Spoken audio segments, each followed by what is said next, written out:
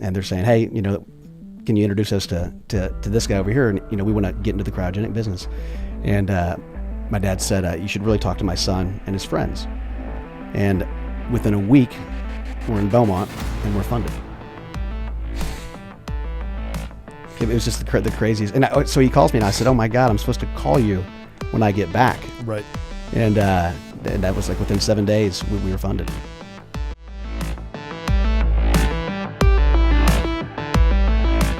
Street Smart podcast back in the lounge studios here at Upright Digital, talking today with the people's champion, Tim Lowrey. Hello. Thanks for having me. Man, excited to have you here. And, Josh was episode number 3. And of course, there's no competition. Never with him. No, never with him. He's not a competitive person at all. Nope. So he most likely will not be looking at the numbers or any of that to see where you guys shake out. Who gets the most views? But he definitely will look at that. No question. Yeah. So what am I? You'll be, well, I haven't figured it out yet. I have a few in the can. We'll figure out where you fall out. Get a jockey in position here? You'll be top 30. You'll be before 30, hey, but we'll figure it out. It's an honor just to be nominated, so I'm glad to be here. I've made a pretty good career out of being just an also-ran. So it's not the worst thing in the world. But I first met you. You were a guest on the Mission Zero podcast when I was co-hosting that with Jeff Peoples. Mm-hmm. And you had, I forget who you brought with you. Adam Van De Mortel. There you go. That's right. And the conversation wasn't as much around the business you guys were building or had built. And I guess you guys were still in the process of sort of building that then. Mm-hmm. It was more around, the problems you guys were solving from, that perspective. And this is a little different than that, but I had to have you on. One, you're one of my favorite people to be around because you're a blast to be around. Appreciate that. 2, Likewise. We've got some mutual friends that it's just, it's funny how you can meet in completely different eras, time-wise and location-wise, and then it just kind of comes together. And that stuff, I don't believe that that's accidental. Mm-hmm. And then, you're Josh's brother, so I'd love to do nothing more than to help you beat him in numbers. So we'll see what we can do. Yeah. He's but no, man, that's my first, I first met you, man, and I just really liked the candor and the conversation. You were always wide open with what you were talking about, and even at that point, just the sort of the nature of where your business was at that point, it would have been not unjustifiable to be somewhat secretive, but you weren't. Mm-hmm. And so that was always kind of resonated with me. But I always like to start like where are you from? Where were you raised? That kind of stuff. And let's just get going there. Sure. No, Texas born and raised. Was born in East Texas, Longview. I grew up and raised in north of Dallas, Trophy Club. Went to school out in West Texas at Texas Tech. And then I've been here in Houston for about 25 years. So really all over Texas. Right, but only Texas. Only Texas.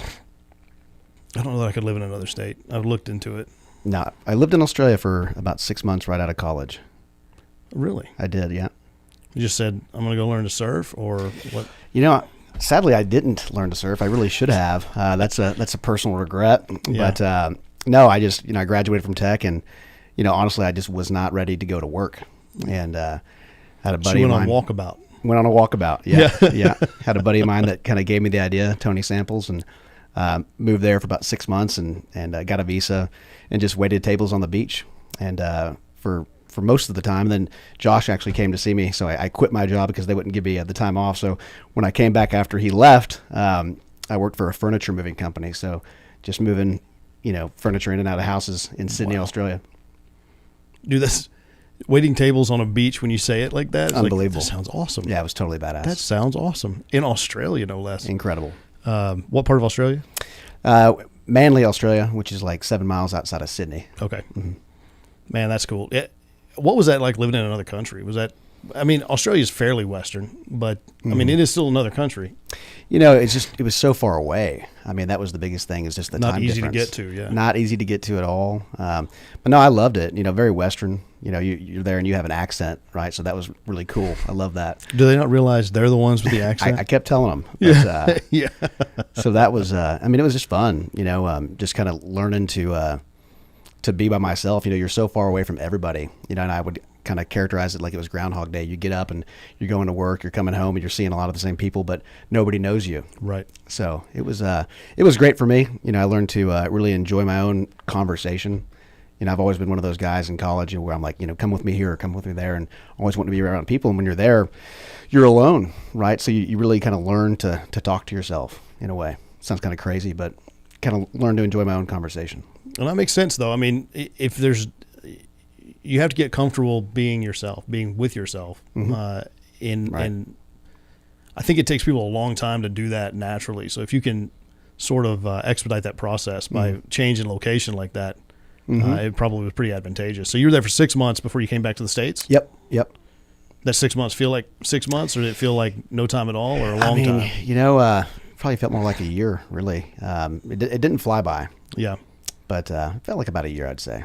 When you were a kid, growing up in East Texas and then Trophy Club, which I lived in Keller for a period of time, so I know where Trophy Club is, and you're a rich kid, and that's fine. But whatever. Trophy Club, it's like the best name ever. It's the best name. It's just the right amount of pretentious, right? That's right. I think live in Trophy Club. I think there's a strip club called Trophy Club as well, so right. You can really go either way.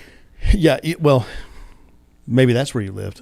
Might need to edit that one out. Yeah, exactly. We'll figure it out. I worked at Trophy Club. That's what it was. There it was. That's what it was.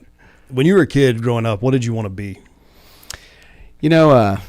A business owner, honestly. Not anything in particular. I always liked science, but I was not the best student, and apparently you got to do a lot of math in science. Yeah, science is pretty math heavy. That's right. So just a business owner. My dad was an entrepreneur. Josh and I, we grew up, watching him do his deal, and having the customers come over to the house. They were his friends, and that just looked cool, and not really getting any specifics there on what I wanted to do in particular, but I just knew I wanted to start my own business. Wow, that's awesome. And so my dad owned businesses my whole life too, and I went the other way. I remember watching him go through some struggles in the early 80s and lose a family business, just no fault of his own. It was a thriving business. The oil industry just kind of shit the bed, and we were living in Midland, and when that happens, it happens. And I was probably 8 to maybe 10 years old at the time, and watching him have to auction off the business and stuff, it had the opposite effect on me. It wasn't I want to do this. It was that looks fun. Man, there's a ton of risk involved in that, and right. I don't think I can stomach that. So I look forward to our conversation getting to the point and finding out kind of how you got through that barrier and everything. But you went off to tech. What did you major in? So telemarketing. And it was my major, and then I had a minor in marketing. Okay. Or, I'm sorry, telecommunications, not telemarketing. Telecommunications with a minor in marketing. Yeah, exactly. So, and that's what you graduated with? Yes. Telecommunications. Yeah. Okay. Mm-hmm. And you got out, you went to Australia, waited tables, great use of the degree. Mm-hmm. Absolutely. Outstanding use of it. Probably a lot of valuable lessons that you learned had you not done that, man, your life probably ends up in the same place, but might take longer or might take a whole different path. So it's great that you did that. And then you come back from Australia, and what do you do after you get back? What's the first thing you do job-wise when you come back? So I came back from Australia, and I think literally it was 14 or 15 days later, I started at a company called Cryogenic Vessel Alternatives, and they're a cryogenic equipment manufacturer. And I started out as the purchasing manager. Right out of coming back from Australia and going into maybe one of the most boring jobs ever. Not boring, I shouldn't say that. Just really, it was such a challenging job. Yeah. I'm not the most organized person, and just buying hundreds of thousands of dollars worth of parts and materials. But it was good because I really learned the componentry around what we sold and what we build now. When you're doing that, I mean, it's really easy for someone in that position to look at the purchases they're making of the componentry, like you talked about, and it's very transactional. Mm-hmm. And I've seen in some cases a lot of people are in that position and they never really ask, what does that piece do? Where does that piece go? Why is that piece important? Mm-hmm. Is that something that you found yourself doing? Like, show me why I'm ordering this stuff. Or was it more like, I'm just buying this stuff because it's my job? No, I wouldn't, it was the type of business or really industry where you kind of have to train yourself. Sure. So you definitely had a lot of people answering questions for me on what widget was what, but it was mainly just kind of buying the pumps, buying the valves, and then going out there and looking at the equipment and just seeing where it all went and trying to understand how it all came together. And so you're back in the States, you're purchasing manager, and in the back of your mind, are you still thinking like, man, I need to figure out, I want to own a business. I don't want to do this forever. What is that still in your long-term kind of thought process? Or are you now just kind of shifting gears into, okay, well, I've got a job and I'm going to work this job and see what happens? I think you're just trying to find your footing, really. You're coming out of college where it's the greatest time of your life. Right. And then you're in Australia, which is also the greatest time of your life. And then you're working. So you're just trying to get used to the day-to-day 8 to 5. And you're like, oh my God, I got to be doing this for the next 35, 40 years. And, almost like a prison sentence in a way, right. You're just like, wow. So, just really getting my footing. And, my father was an investor in the company, so really he's a silent investor. So you're just trying to, live up to that name and do your part. But yeah. As far as like when we really thought about starting our own business, my business partner now, Bob Arnold, and then Jack Smith, we were the 3 founders of ACT. He was my boss. And when I was probably 25, we were sitting in his office, and I guess the idea of those guys selling that company struck Bob, and he's like, if these guys ever sell this company, would you ever think about going off and starting your own deal? And I was like, you're 25, you don't know anything. I'm like, of course. That's, that sounds great. Absolutely. Yeah. Yeah, especially because you had that leaning anyway. You growing up, you were like, yeah, no, I do want to be a business owner. And then, that had to feel like on some level, almost like karma. Like, well, this conversation's happening. At least that's the way I would internalize. Well, this is happening for a reason.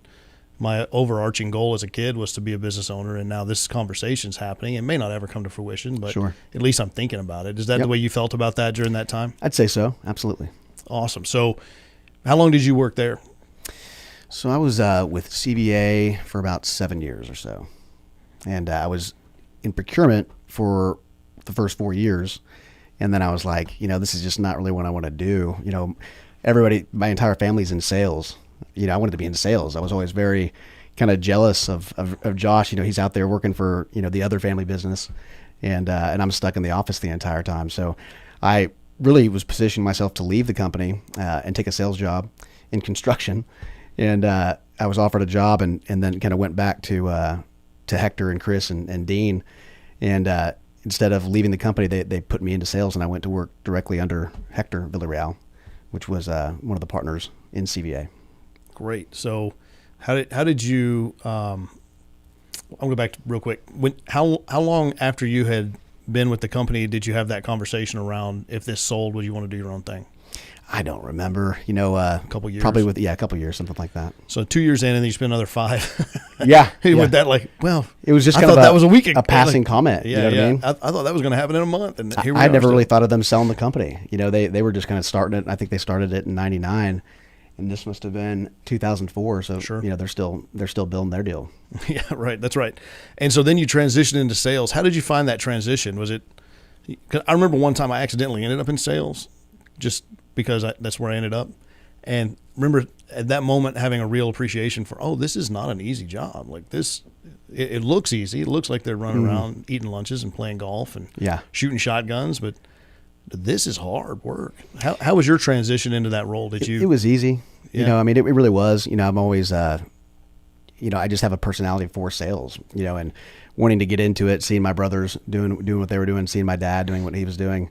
I'd been raised that way my whole life. Like I said, my dad's customers would come stay with us. They were his friends. So, from that perspective, I was just, you're a lower level sales guy. So you're just doing whatever they tell you to do. Right. And I was so excited to get out of procurement. Right. Yeah, that's right. That's right. Well, the personality side of sales I was always pretty good at. It was just for me, it was the transactional nature of it, and the idea that it is demotivating to me. So like, rather than looking at it from I could make limitless amounts of money by just selling more widgets, I was like, I want to know why they want to buy the widget and help them strategically think about why they need that one or more. Mm-hmm. And that doesn't lend itself well to like a commissioned sales role. Mm-hmm. And so it was always very stressful for me to even think about taking that type of role. But it's interesting, you end up in sales and just where your whole family had kind of been, and your personality is absolutely suited for that. And did you like sales? Did you like working in that side? I did. I loved it. And kind of to your comment there, I think you have to really understand what people need and what they want to sell anything, right? If you're really going to sell something, you have to listen to what they need, and then kind of design your solution around what those needs are, if you can meet them. Right, and if you can't, figure out a way to help them understand why that solution might not be right for them, or move on. Right. So or move on. That's right. So you were in sales for another 3-4 years. About 3 years, there. 3 years, and then you leave the company. I did, yeah, and then I ended up leaving in 2009. Went to work for a company called I'm going to say it's Staubli or Staubli. I would say Staubli, but it's a Swiss family business. Pronounce it again. It's Staubli, and it's Staubli. But if you're in Switzerland, they would say Staubli. It's beautiful. I'm probably saying it incorrectly. It's beautiful though. Yeah, amazing company, really. They did robotics, they did textiles, and they did connectors, and I was in the connector division. So I sold high pressure, high temperature connectors, and their big claim was they actually have a connector on the space station. That's cool. And the floor of the ocean. So they do subsea wellhead connectors and different stuff like that. So the most extreme each direction. Yeah, highly specialized connectors. Yeah. So you were with them for how long? About 3 years. It's all this here in the Houston area.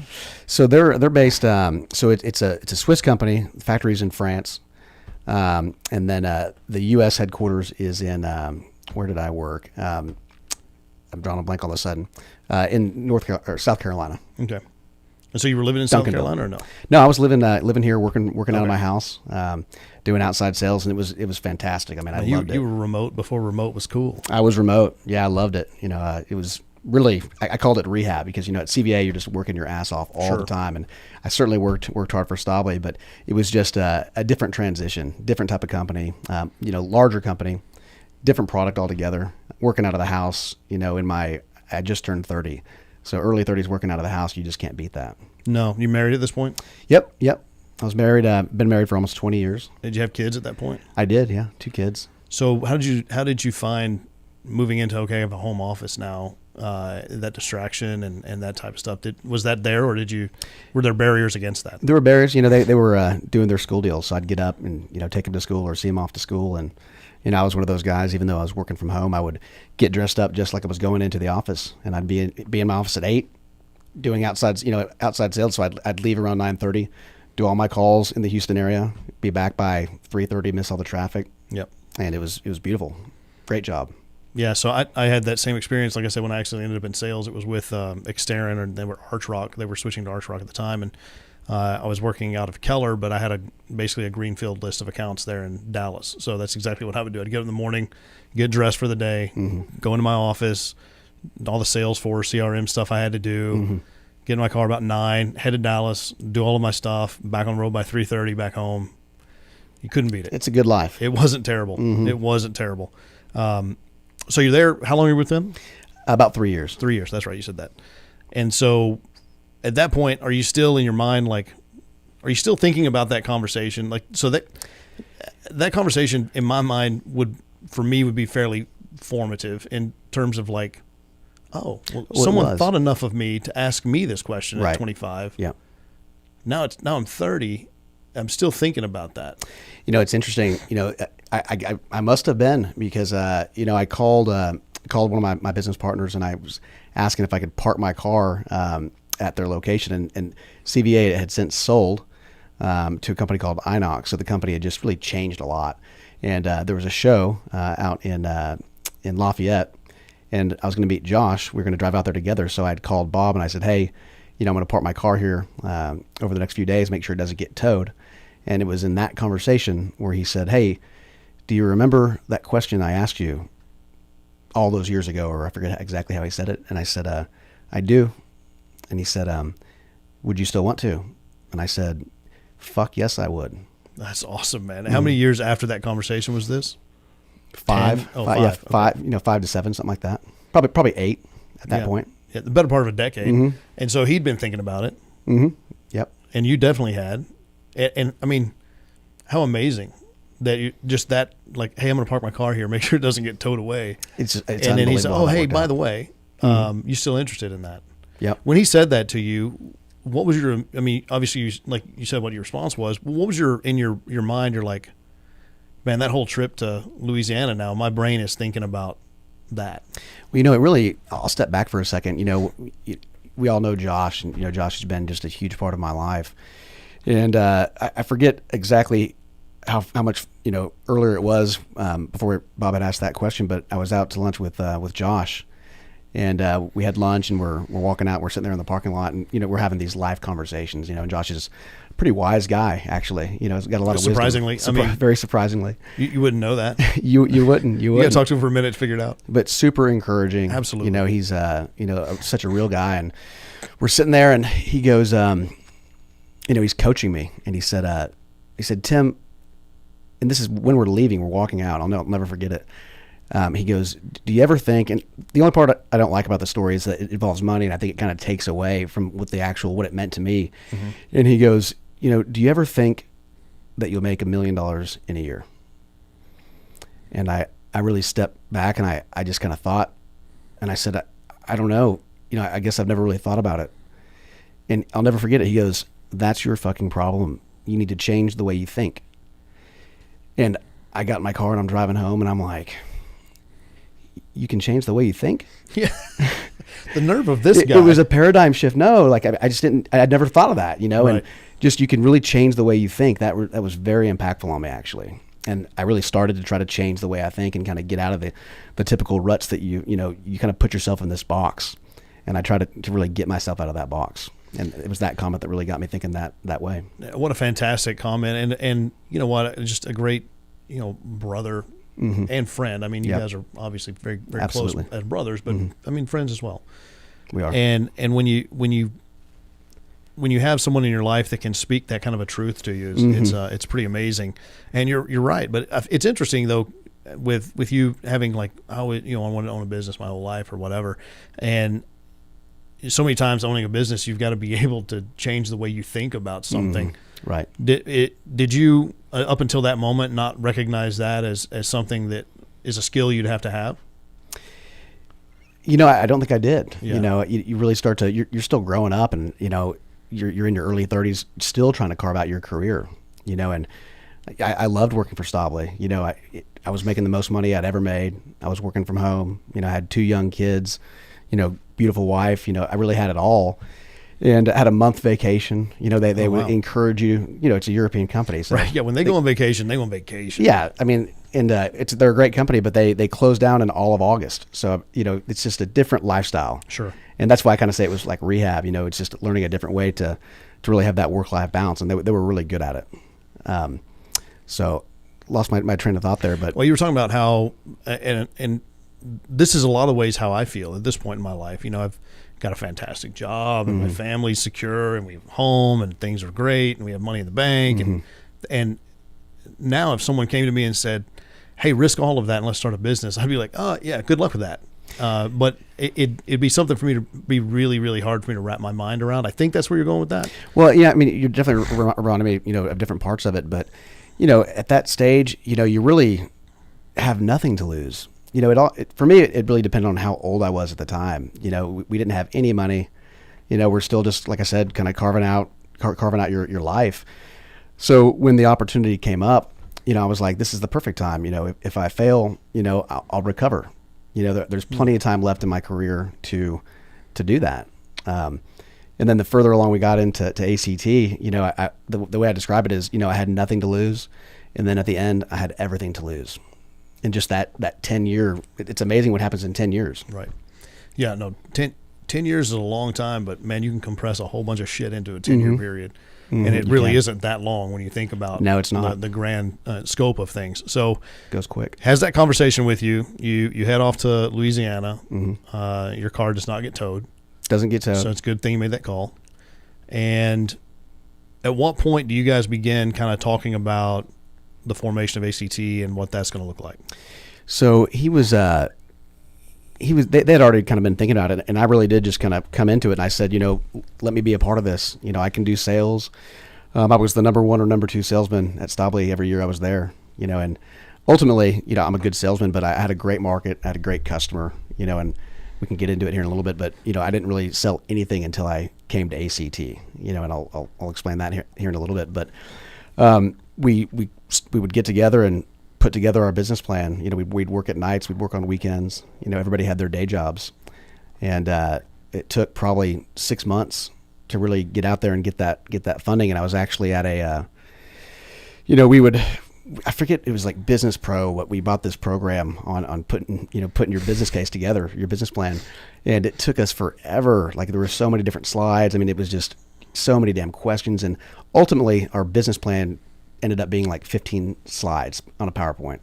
That was it. You kind of condense it all, but we could have never really put that information together had we not gone through that exercise. The more exhaustive exercise. Correct. Yep. So from the time that you had that conversation with him, hey, don't tow my car, to you began the evenings and weekend sessions of planning to go out for funding and that kind of stuff. What's the sort of the timing from that? 6 months, like when I got back from Louisiana, probably 9 months. 9 months probably. Yeah. So again, you had the conversation, then another whole 9 months go by. Guaranteed you're thinking about it, and they are too. Yep. And what was the catalyst to get you guys in the same room to start the sort of planning sessions? The catalyst, I mean, I think when I came on board, Jack and Bob, they're just super, super smart guys. Like, they could just, very mechanical, operation minded. And the catalyst, I think, was just the idea of getting out and doing our own thing. And of course, you don't start a business unless you think you can do it better. And that was it. Just trying to, at the time, oil was like $115 a barrel. Right. It's like, this is going to be easy. This is awesome. It was. And then not long after we started, it dropped. And it was really the first of probably the second energy downturn of my career. And then we had to kind of pivot from what our original plan was and do something else. What I meant about catalyst, though, is like, so you guys had this conversation, and then 9 months go by. I guess there are probably conversations intermittently between there. At what point was the decision made, let's go forward with this and all get in the same room and really start planning this thing out? I mean, day one. Just all in. It really was. Yeah, okay. I basically said, I can do the sales. I'll drive across this country. I'll do whatever it takes. I can get funding. Not even knowing if I could get funding. I can do all this. I can do all these things, yeah. And it took a long time. We did the whole Business Pro thing and then condensed it down to 15 slides, and we're pitching it to different potential investors, and it just wasn't sticking. And it was, I forget what month it was, but I was up in Minnesota for sales training, the only sales training I've ever done in my career. And it was like a 3-day course. And right before I left, Jack had said, why don't you ask your dad if he can get us in touch with guys? And I said, okay, I'll do it when I get back from Minnesota. And it was, I think, the third day of training, maybe the only day I paid attention. And my phone rings, and it's Jim O'Neill, my stepfather. And I stepped out of the training, and he says, hey, I'm up here in Canada. And they're saying, hey, can you introduce us to this guy over here? And, we want to get into the cryogenic business. And my dad said, you should really talk to my son and his friends. And within a week, we're in Beaumont, and we're funded. It was just the craziest. And so he calls me, and I said, oh, my God, I'm supposed to call you when I get back. Right. And that was like within 7 days, we were funded. Man, that's remarkable. I mean, again, talk about just, this is supposed to happen. So at this point, you have to be feeling like, this is ordained. Like, there's no way this fails. Absolutely. Yeah. I mean, it was, I really never had a doubt that we were going to do what we were going to do. I mean, just naive and ignorance. You don't know. I had no idea how hard it would be. I really thought it would be easier. But then you get into it and you realize it's just nothing but work. It really is. But even with all that, and looking back, you would just never, if you knew what you'd go through, you would never do it. So it's better not to know.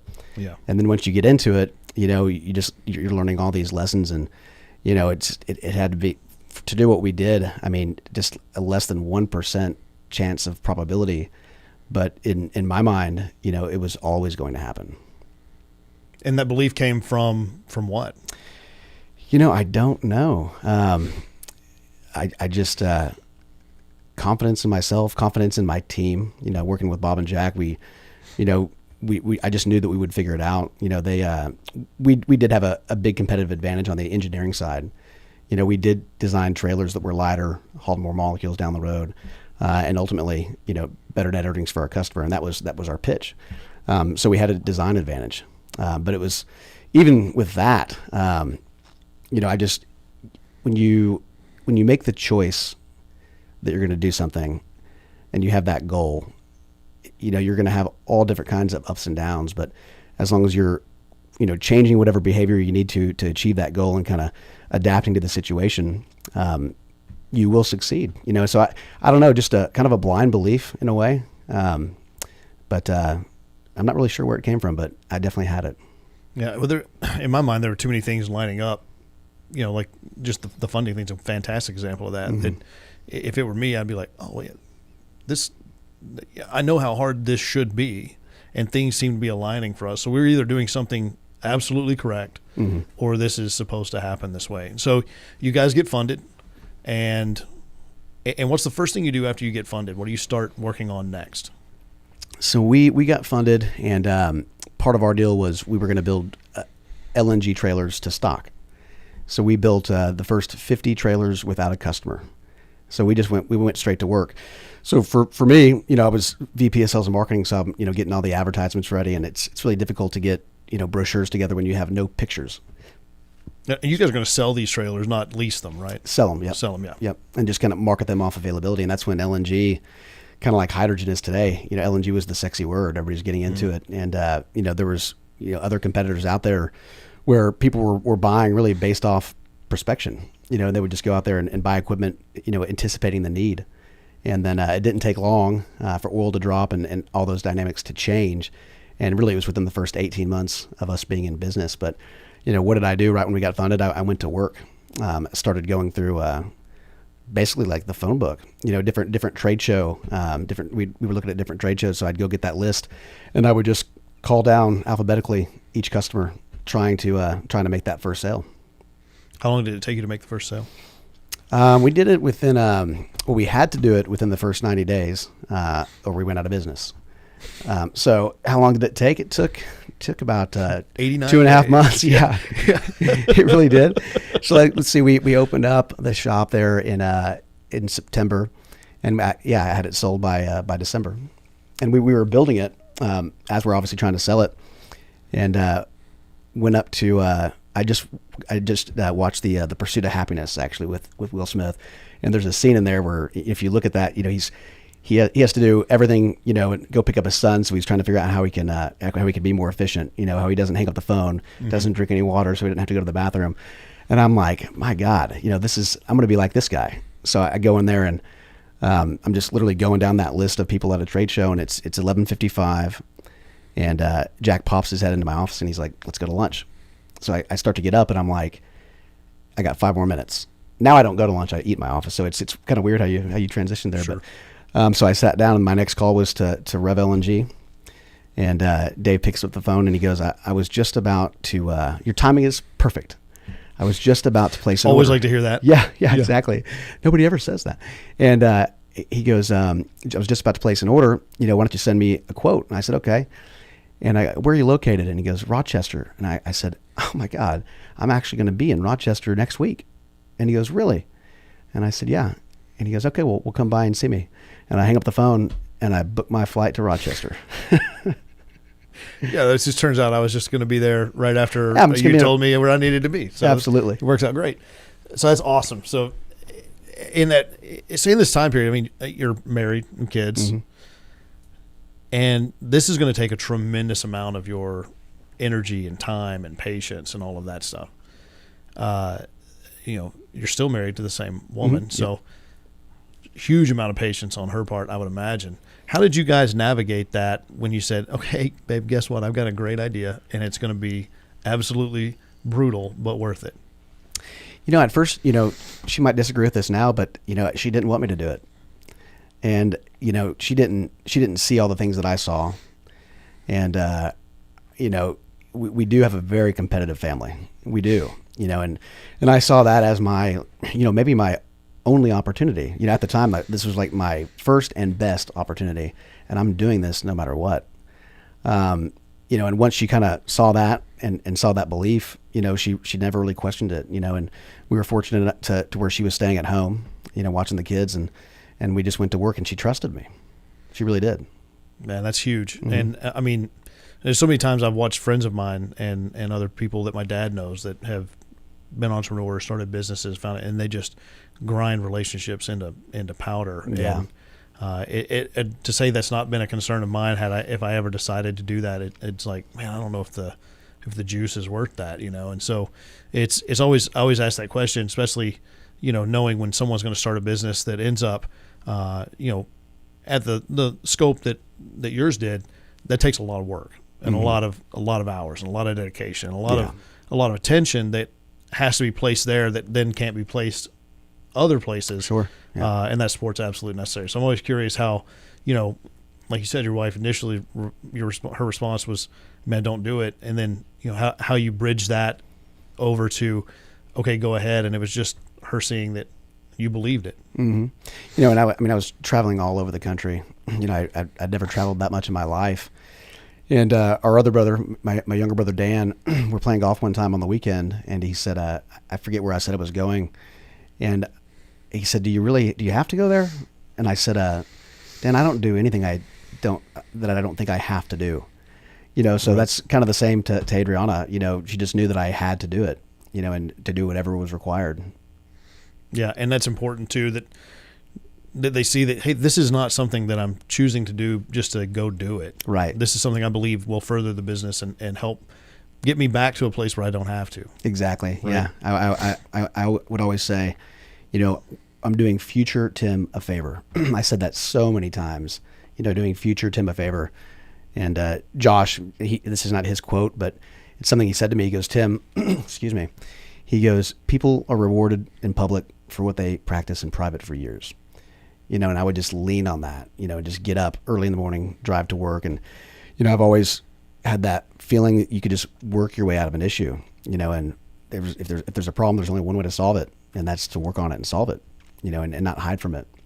Absolutely. And, there's another saying that it's one of the presidents, I'm going to say Roosevelt just because he gets credit for all of them, Mm-hmm. but it was like the worst thing to do, or the best thing to do in a situation is the right thing. The second best is the wrong thing. The worst thing is nothing. That's right. So you're right. You can work yourself out of a situation, and that's rewarded. Hard work is rewarded, and it may not feel like it in the moment, but it definitely is. And so you guys, you make your first sale, and you're like, we're on our way. Yeah. And so then kind of walk me through the next few years there of okay, now we've made a sale. Now we have a product on the market, and you guys said you had a design advantage, and those things are fantastic, but they go away at some point. People catch up to that design, so you've got to continue to innovate. Mm-hmm. And obviously that was a big part of your business. Help me think, help walk me through the next, from first sale to the next, okay, now we're really kind of going and things are looking good. So really within the first 18 months, oil just tanked, and that was, our core business was going to be selling LNG equipment into the oil field and well service equipment. So that was our first design. So our next design was a liquid nitrogen trailer for well servicing applications. And then again, within the first 18 months, it's like we had to rebuild and redo the entire plant again. And we shifted to industrial gas, which are your Air Liquides, your Mathesons, your major industrial gas companies, and which really the industrial gas industry follows typically GDP, and about 50% of that market are your Mathesons and Air Liquides and those guys, and then the other 50% are mom and pop independent businesses. So we pivoted immediately and started designing aluminum cryogenic trailers for that market, and then that market really sustained us. It's very cyclical, but it sustained us for the next 5 years. And LNG really never completely went away. It didn't. But we just started adding to that portfolio and adding more products to sell. So that kept us pretty busy for about 5 years there. And then, leading up to 2020, that's when we were really starting to take off, and it's just so hard to make money starting a business, and especially within manufacturing. We were really starting to kind of get our footing. And then 2020 happened, and, had to pivot again. It's amazing all the things that have happened within the last 10 years. Yeah, 2020 was like, oh, it looks good, man. Psych. You don't get any of it. Yeah. Just brutal. It did that to a bunch of people. Mm-hmm. Yeah, I think everybody could write a book on 2020. It'd probably be the same basic book. It would be. Yeah. A lot of the same. It would be a very similar book over and over and over again. But so, yeah, I mean, that's interesting too. I mean, you guys get funded, you get started, make your first sale, but that's not without a lot of overhead. Like you guys had to bring on a facility, you had to bring on personnel, all of those things. And obviously that's captured in your business plan. Mm-hmm. What about all of that ramp up surprised you that you were like, oh shit, man, we didn't account for that? Or was there anything? No, I mean, we pretty much accounted for, as much as you can. It's all about risk mitigation. And, Bob Ernle, our CEO, he's just wired for that. So he's constantly looking for risk and trying to identify that risk and, trying to figure out ways to mitigate that risk. So for the most part, we were just trying to keep the boat afloat, waiting for that market to come back, waiting for oil to come back, which it never really did. Right. Yeah. Just a huge transition. Yeah. It just.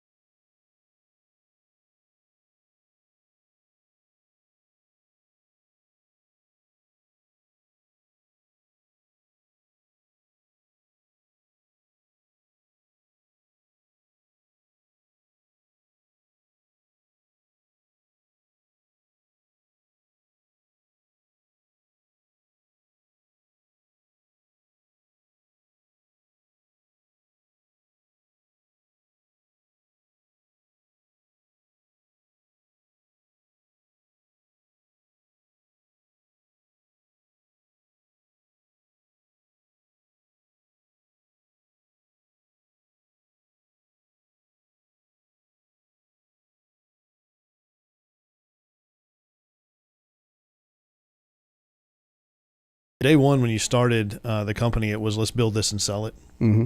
Yes. How do you think that changed the way that you were planning the structure of the company? Did it change any of that? Or, I mean, what? So it's obviously a different mindset than I'm going to go into this, I'm going to build it, and then it'll be a generational company, mm-hmm. right? Or whatever. You're saying we're going to build this to a point and then we're going to exit this thing. Mm-hmm. When you're beginning that process, if you're looking at it from that standpoint, what would you say was something that you did differently, or do you even know? Well, I mean, like you said, leasing equipment, that wasn't part of that model. It was always going to be, build it. It's a transactional deal. Let's try to get these contracts to sell the new equipment. And, leasing was never part of that equation. Building the trailers for ourselves and being a contract hauler was never part of that equation. It's such a small customer base, it really is. So we just kind of stayed focused on building the new equipment and selling it to the end user. Yeah, so I mean, when those opportunities arose, it was enticing, but you were like, stay focused. Yeah, this is focus the path. Here, guys. Mm-hmm. This is what we're doing. Right. That's great, and to have that type of focus, I think, is critical, mm-hmm. Especially when it's so easy to get outside of, maybe just outside it, almost is parallel to what you're doing, but it feels like it's the same thing. Right. But it can really take you down a path that, is very destructive in a lot of cases. So, 2020 happens, which happened to all of us. And like you said, is right when you start like, man, we got this thing down. We're getting some footing. We're starting to move forward. At this point, the company's how old, 2020? 8 years. So 8 years. So mm-hmm. it's, it's an established brand. Like you guys are going. Yep. We're turning product. Had a great reputation. Yeah. Yep. Yeah, absolutely. So 2020 hits and go. 2020 hits and just the shit hits the fan. Yeah. Yeah. We were, we would do our board meetings. Our board meetings were always on always on Saturdays, and it was the last Saturday of the month following the preceding quarter. Okay. Right. So we're in our Q4 board meeting, sales were down, it was, we would always have a drop dead date where I had to sell a trailer by this date because you have to know what you're going to build so you can buy the materials. And we're just chasing these drop dead dates all the time. And we go to this board meeting, and I forget what our backlog was, but one of our principal investors, he says, he asked a question about like, how are sales? And I don't remember the answer that I gave. I just know it was just some like bullshit answer, like sugarcoating it. It's all good, man. Yeah, it's good. It's nothing to worry about. All is fine. I'm on my way to Rochester. It's going to be great. Exactly. I'll figure it out. And he leans back and he starts talking to everybody, and I appreciated it. But he goes, starts talking about candor and being candid. And I'm thinking, oh my God, he's talking to me. Oh man, this is not a group conversation. This is not a group conversation. This is well disguised. yeah, maybe not even that well disguised. And he gets up and finishes. He gets up and he's walking out the door and he goes, "Just let me know when I need to get nervous." And I swear to God, those words haunted me in Q1 of 2020.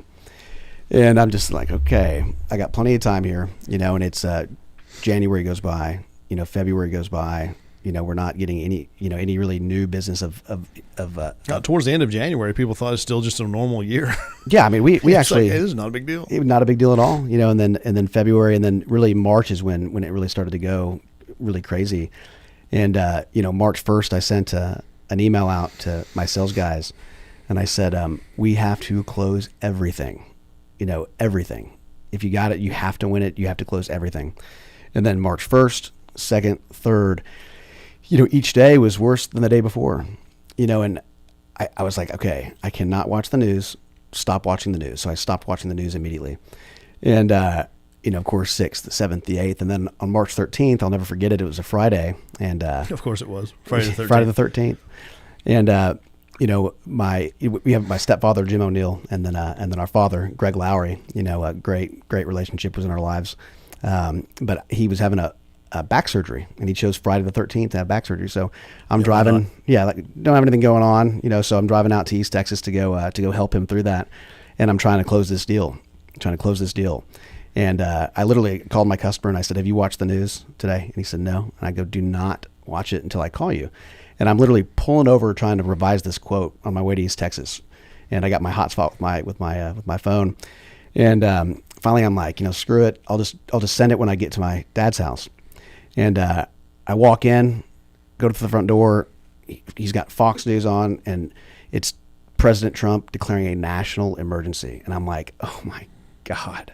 Oh, no. This is terrible. Like, no one's going to buy anything. So I can get lost in the story a little bit, but I end up selling that trailer to the customer. And, I'm at the hospital, and I call Bob up, and I'm like, and at that time, I thought I had to sell 2 trailers just to push that drop dead date back.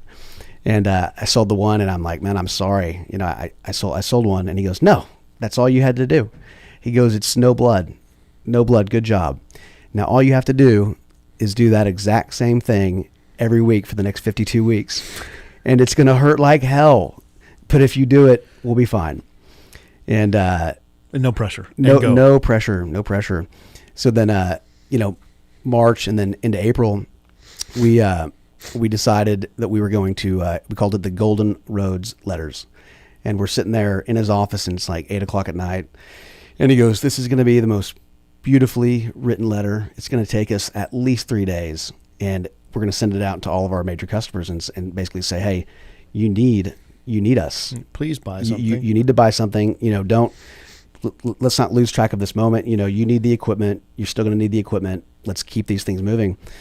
And, so we developed these letters, and at that time, people are trying to stay, not just in business, but continue to go to work. And we were part of that critical infrastructure, where, I called one of my customers and they said, you might want this letter. There's a letter out there that you need. Actually they were critical infrastructure, the industrial gas guys. So, then I have to go get this letter, and then we print this letter just so our employees can come to work. So you're trying to fight all that and also, not get COVID that nobody knows really anything about.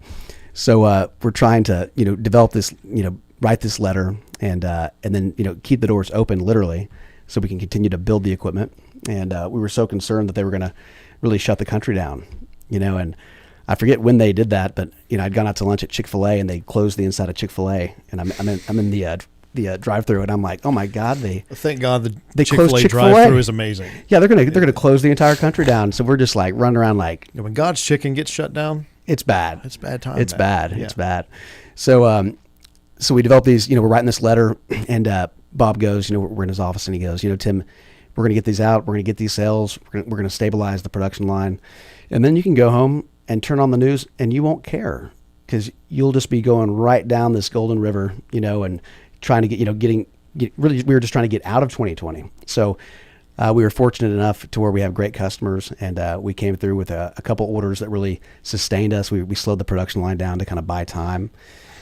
And then we have 2 production lines, the aluminum production line and then our steel line. So we stabilized the aluminum line, and we're good to go for 6 months. We're almost through the year. And then we had to stabilize the steel line. And, those orders were just not falling off trees. Like there weren't even a lot of prospective opportunities. And there was one of our customers, Pasha, they ship goods from the Port of Long Beach to Hawaii, private, family business, I think 3rd or 4th generation, really great company. And they just built these LNG powered ships. And we did mobile LNG bunkering, which is like a gas station, a fill station for these ships. And it was 40 steel LNG ISO containers, and then a 6-pump manifold skid. And really, I wanted the steel containers more than anything. Sure. It was a big order, and it was really the only order. So of course, that's dragging out over months and months and months, and the drop dead date had passed again. You're talking about closing that deal. Closing that deal, yeah. And it was September, and and they wanted to buy these containers from China, and they wanted to buy the pump skid from us.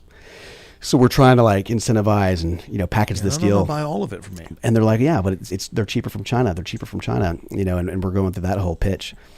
And I'm sitting there. What was I doing there? And I go back to that training, the one training class I took where I only paid attention for one day.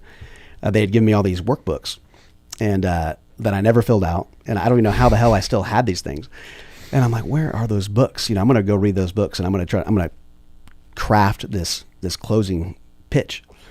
And I go up there, I get them out of my attic, I flip to the back. It's like, when you're in grade school, your math book, all the answers are in the back, right? Yeah. All the evens or odds or whatever it was. That's kind of how they had all the answers in the back. So I just flipped to the back, straight to the answers, and I just started looking for answers that I liked. And then when I would see an answer that I liked, I would craft my question around that answer. And we're pretty we get pretty weird when we go to close a deal. Like we'll do role playing. Bob and I will role play. We'll talk to a column if we have to, just to kind of get used to saying what you're going to say and your delivery. So we come up with these 10 bullet points on why it's better to buy from us. And at the very end, it's like, it's score 1 for the home team. And Bob said, no, score 1 for the fucking home team. And I want you to say it just like that. So we call this guy, call Ed, and I start talking, and, just talking normal, not raising my voice at all. And Ed's trying to kind of interrupt me, and I've got 10 bullet points, and I got to get to the end to say that one line. And I just continue to talk over him. And, finally he stops talking, and I get down and I say that one line. I feel like I've said the F word on your show like 5 times now, but that's okay. I did. I said, and Ed, let's score 1 for the fucking home team. Come on. And, I guess maybe a week or so later, he calls me up and we get that order. So then we stabilized the steel line. And that was September. So the first 9 months was just like really trying to stay in business. So you're crediting the F word with stabilizing the steel? I think so. That's such a good word. It's very impactful. For the emphasis that you needed for that is perfect. Yeah, absolutely. And it's so, it's one of those things where, especially at that time, there was just this you just felt like the country was just getting destroyed at every turn. Yeah. In many, many ways. But you wanted to, we were still Americans, and you still wanted to be American and be proud to be American. And so I think it's and it's also so atypical of that type of a conversation to drop an F-bomb that way. It is, yeah. That it's impactful. I mean, we were throwing the kitchen sink, and I there's a couple stories I definitely want to make sure I tell about the Candid. And I skipped over it, but it was in March, and I'm at my dad, in Longview helping him through this surgery over the weekend, and I'm just depressed, like super, super, like, oh my God, how am I gonna, I've always been able to see a path, no matter how dark it was, and I couldn't see a path, and I even get emotional telling the story, but it was Saturday, I take my little brother out for some ice cream, and then I wake up on Sunday, and then I go to buy my dad some supplies because I'm leaving Sunday because I have to go to work and close some deals on the 15th. Yeah, I got to or the get 16th. going.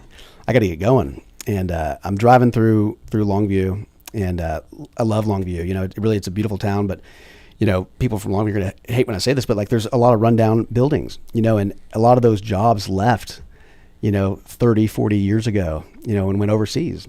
So it's really, you know, it's a beautiful town, but there's a lot of rundown buildings. And at the time, you know, we had an opportunity to sign like this engineering deal to design the special type of rail car. And, you know, it was something that I hadn't really been pushing. And then I'm driving home trying to kind of get my game plan together. And he's trying to sabotage your numbers. Yeah, he really is. Yeah. And so I'm driving through this town, and I'm like, you know, what am I doing? You know, I'm just, you know, I could close this deal, and the company has a big plant there in Longview, and if that deal goes well, it can bring hundreds of jobs to this town. So I'm just kind of like going through this thought process, and I'm like, this is the kind of impact you can have. All you have to do is survive.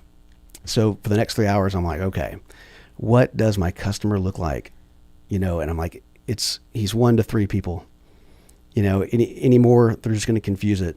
You know, and I ended up getting to Dave Kelborn. I'm like, you know, I had 2 or 3 guys that I thought I could call. And, you know, if you remember that time, you know, Monday through Friday, phones were ringing off the hook. Everybody was busy as hell.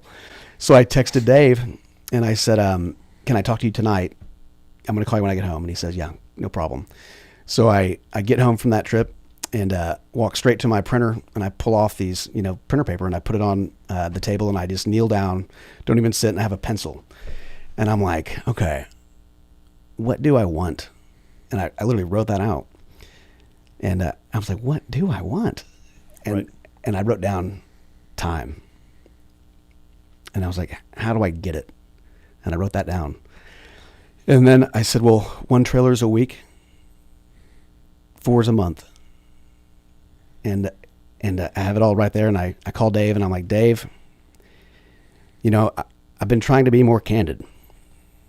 And I said, at the end of this call, I'm going to ask you to buy something, you know, but really I want to buy something from you. What do I want? Time. How do I get it? 1 trailer is a week, 4 trailers is a month.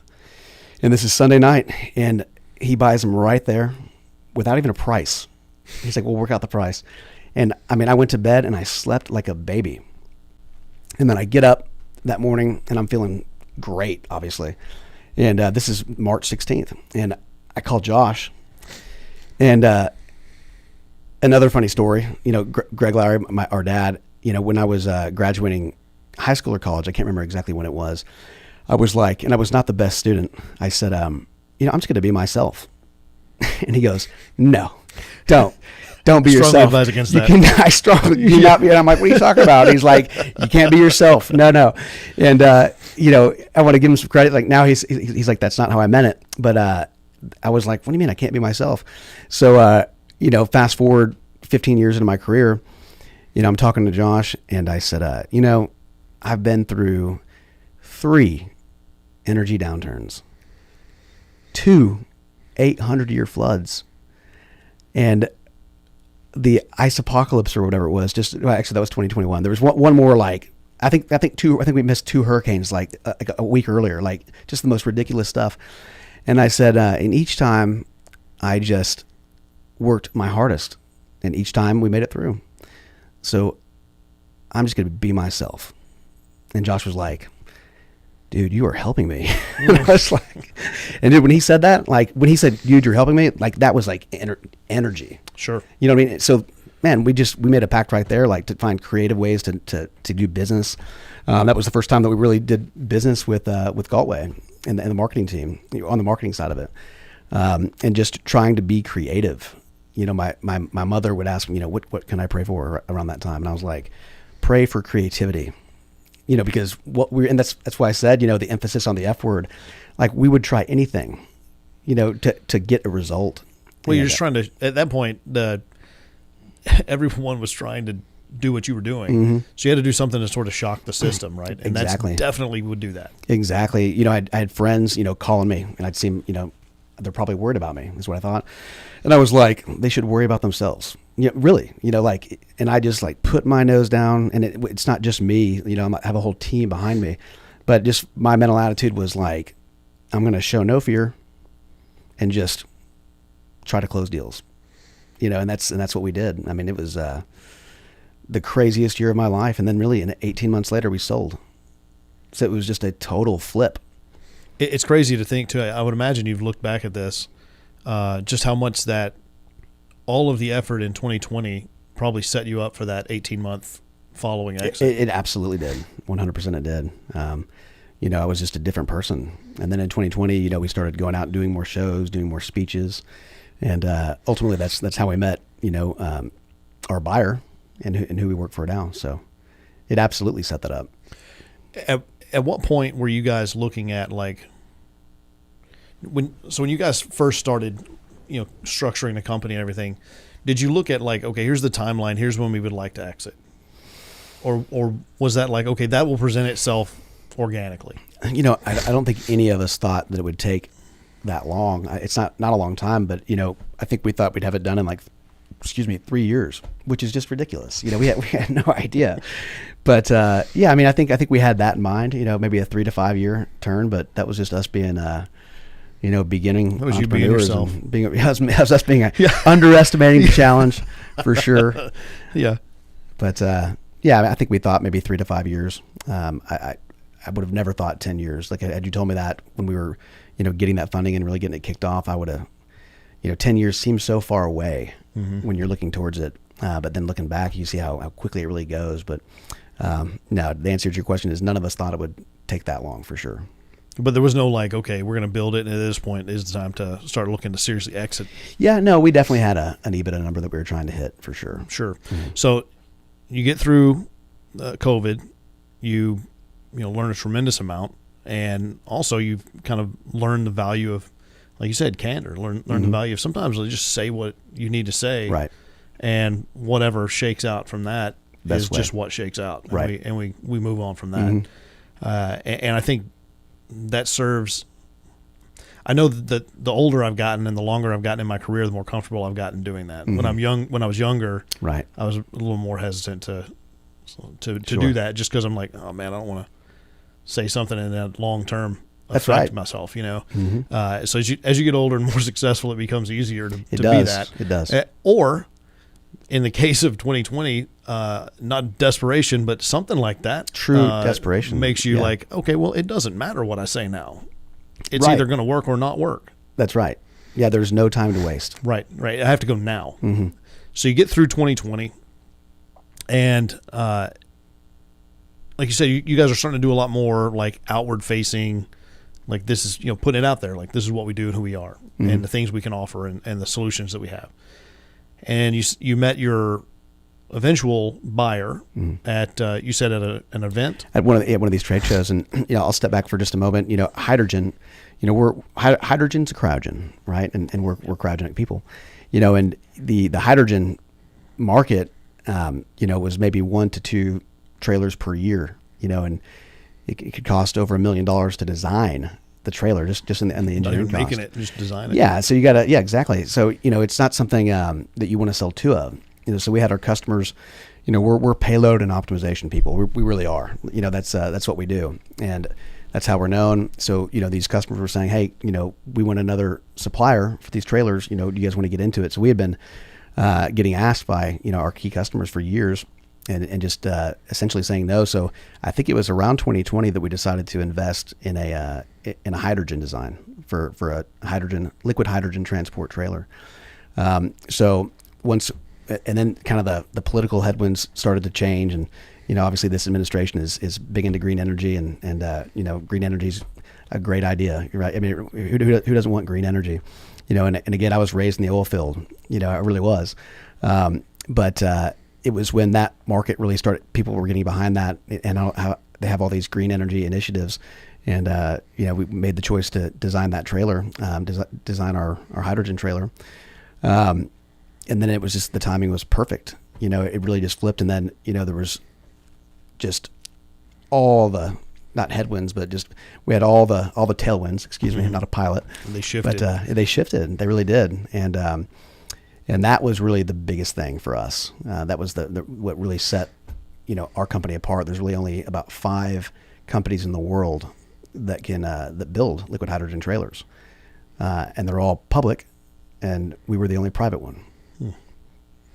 Which gave a certain amount of latitude to you guys in terms of the way that you could position yourselves in the market, and exactly those types of things are probably really, really handy to have. And so it's interesting though, like you said, that wasn't necessarily part of the core structure when you guys started. It's like, man, this is really expensive to do. You're only going to sell maybe a couple, 2, 3 of these a year. You got to sell more than that to make it make sense.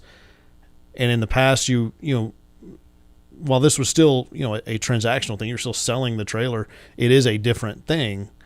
How did you guys get around? You know, how did you guys reconcile this isn't part of kind of how we viewed it going in, but this is somewhere we need to go? Well, I mean, you know, it's my son Carter. He was like, you know, have you always thought, you know, did you always know that you'd be in the hydrogen business? I was like, no. Never wanted to, sir. No, yeah, exactly. I never wanted to.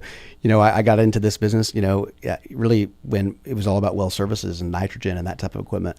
And just with the way, you know, we sell what sells, you know, that's what we design. We go after what is selling. So really the market just drove us to that, you know, and you know, having that hydrogen, product, and, you know, we've since come out with more products, really allowed us to really pivot with that energy transition over the last 10 years, you know, going from well servicing, you know, primarily with LNG, to now with hydrogen. And really in the middle there, you had industrial gas customers that really had wanted us to get into it, and ultimately, were our first customers. Yeah, that's great. It's a lot of, it's one of those things where it's like, okay, this makes sense to do. But man, we just gotta, it's a big spend. But ultimately what took you guys over the next level. Yep. Yeah. It really put us in a totally another category. You know, we have competitors out there, you know, we have good competitors and good people at those companies. But not everybody can design and build a liquid hydrogen trailer. And, you know, it's, I always say that I have the easiest job in the world, which it's not true at all, but it is in the sense that, you know, we have the best designs, and it's not just designing them. You got to have the people that put it together. You know, that's one of the biggest things, really, you know, and from, you know, guys that do the tubing, that put the valves in, you know, to, you know, our welders, right? I mean, the best salesperson at our company is really a collection of about 15 people that come together, to really put that product out there. So, yeah, you're right. And I mean, that's because one failure and it's over. And so it needs to be absolutely tight every single time. Right. And so it's not, and also it's not like you guys just shifted straight to hydrogen. You still had the other product lines. Yep. That you could. Yep. You still have all of our legacy products. Yep. You know, you could bring those to bear. And so I don't know if the other competitors out there that they have those types of offerings, but it does. If they don't, it uniquely positions you to like, hey, we can do a few things for you here, kind of thing. Well, and really over the last 10 years, the competition has completely changed. You know, there's been a lot of mergers and acquisitions, not just with us, you know, but, you know, the key players when we first started, you know, aren't really the key players now, you know, so that was also pretty interesting. So you guys, you're at a trade show, and how does that conversation even start, for like, hey, we want to maybe buy you guys? So we just met the guys there, you know, and it was really months later, and it was really a text from my good friend Brent Koski. You get a text? Yeah, I get a text asking, you know, about some financial numbers. So of course I'm like, you know, I'm getting a text from Brent. What should I say? Yeah. And, hey, is this real? What is this? Yeah. Yeah, and that's kind of how it opened. So the company that acquired us, and, you know, great group of people there. You know, they're no two cultures are alike, you know, but very similar cultures. You know, they're very entrepreneurial minded, just like we were. And Brent Koski, you know, he owned a company called United Hydrogen, which was the only privately owned hydrogen, liquid hydrogen company, I think definitely in the country, if not the world or the universe. But so they had just bought his company, and you know, by far like the biggest customer out there. So, you know, Bob was always like, why the hell don't we know more? So I would start coming in on Saturdays just to like do research on the company itself, trying to get to know them and kind of who they were. They were already a customer of you guys. We were trying to make them a customer. I got you. Absolutely. And so Brent Koski comes in and comes to visit us, and he's like, I'm in town this week. If you want to have breakfast on Friday or get a coffee, let me know.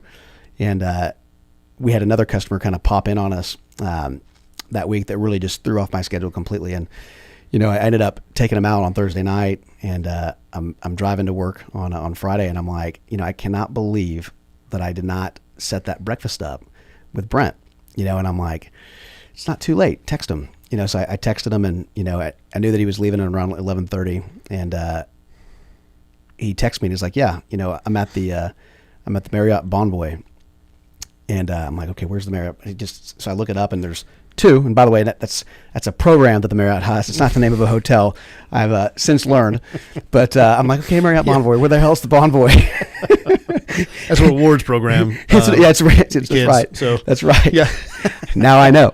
Yeah. And so there's two of these. There's one in Kemah, and then there's one in the Woodlands. And I'm like, well, I'm trying to figure out which one it is, but he's not getting back to me. Probably going to be the Woodlands. Well, yeah, that's what I thought. But I'm like, it'll be in Kemah. So I start to pull out, and he texts me back, and he's like, it's the Woodlands. So I completely redirect, don't take one wrong turn, doesn't slow me down at all.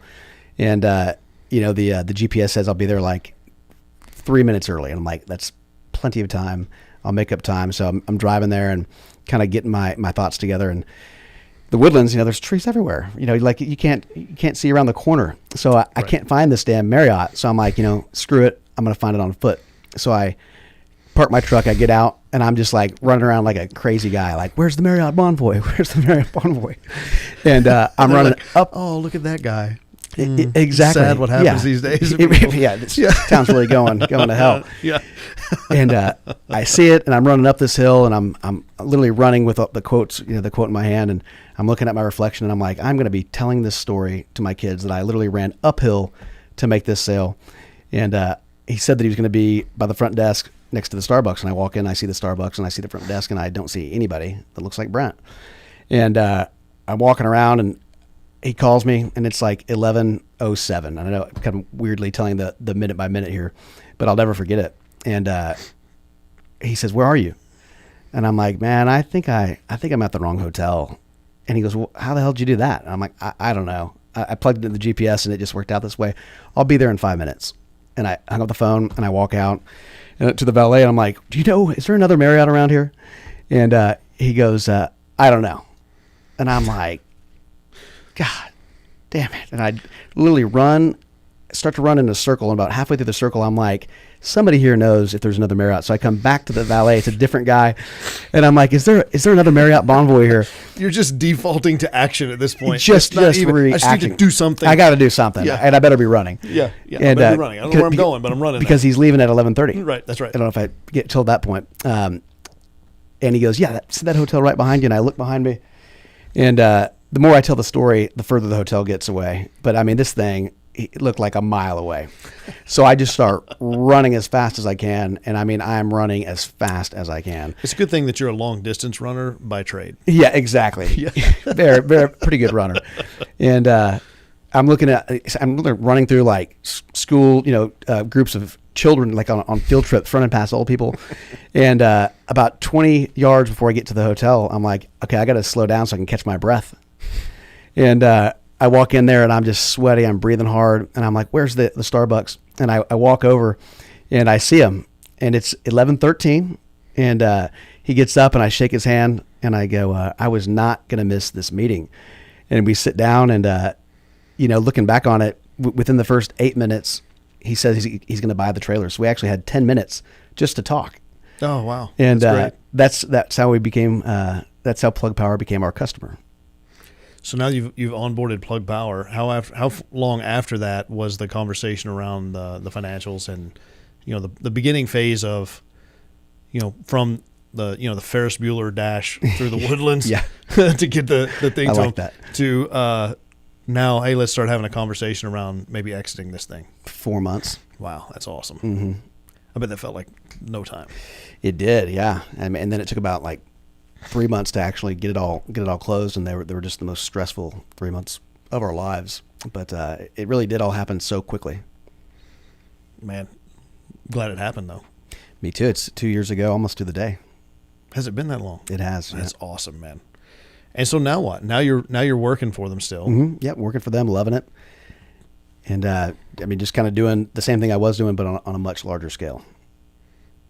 That's awesome. So rather than, hey man, I've done the almost impossible, and I'm gonna take a breather. I'm gonna go ahead and take a bigger job. Yeah, I mean, I definitely never considered how hard I'd be working after the sale. I mean, it's just I mean, in many ways, I'm working harder than I did pre-acquisition, but they've got big goals, and I love being a part of it. That's awesome, and in some ways, I'm sure it still feels like those goals they don't acquire you because the goals aren't aligned, and so they're still probably similar to the goals you guys always had. They are, and so it, in a lot of ways, probably still feels like the same thing. It does. I mean, it really does. But just like I said, on a much larger scale. We were pretty much solely focused on North America and a little bit of South America. Now we're looking at South Korea and Europe, and that's an exciting opportunity there as well. Oh man, absolutely. So of course you have to visit those places. Yeah, you got to see them eventually. Yeah, eventually. That's right. And right now, probably not the best time to travel. In fact, I think they said don't. As Americans, stay in America. The better thing. They probably are, but no, we'll be shipping some equipment there early next year, so that'll be the right time to head over. I think so. It sounds about right. And so now, what do you do? Do you still have that itch to continue to maybe be an entrepreneur, or do you think, hey man, that worked, so I think I'm good? No, I definitely have that itch. I don't know if I could ever do what we just did. I wouldn't trade that experience for anything. But it's hard to know. It's hard for me to actually say that I would have the amount of energy required to do what we just did. But at the same time, it would be different. Sure. I don't know if it would be that hard. So no, I'm just trying to finish on a strong footing with these guys, and who knows, I might stay there indefinitely. But right now, just trying to make sure that they feel like they got a good deal. That's very important to me. And then, I'm still working with all the same people that I've been working with the last, 11 or 12 years. So I'm still loving what I'm doing, and, I'll do it until I don't. Man, that's awesome. Well, I mean, your story is amazing. It's just, it's one of those things where, again, I think, going back, one of the highlights for me in the story is just the transition of like, I'm going to be just absolutely straightforward with what I need out of this stuff. And there were times in my career where, like I said, as I've gotten older and done that, I thought, man, I wish I'd have done that when I was younger. Right. Oh, yeah. I think it would have been received, if done properly, I think it would have been received fine. If it was done they understood the heart behind what I was saying. But now I just turned 48 the other day. So now it's like, well, I mean, now I actually do know the answer, and people believe that I do, and that makes me feel old, and that's okay. But man, it's awesome to hear your story. Like I said, you and I have gotten to be around each other a little bit. Obviously just being associated with Josh, and then getting to be around you has always been cool, and to get to sit down and listen to kind of the extended, like, this is how all of that happened, and kind of where your brain was and all of that. It's awesome to hear, man. I really appreciate it. No, I appreciate having me on, and it really is an amazing story, full of a lot of amazing people, and you don't do anything alone, that's for sure. We've had good partners, and we really have, and good customers and good supporters. I love it, man. Thank you so much for having me. Yeah, and man, if there's anything I can do for you, man, let me know. Likewise. I appreciate you being on. Thanks, buddy. All right.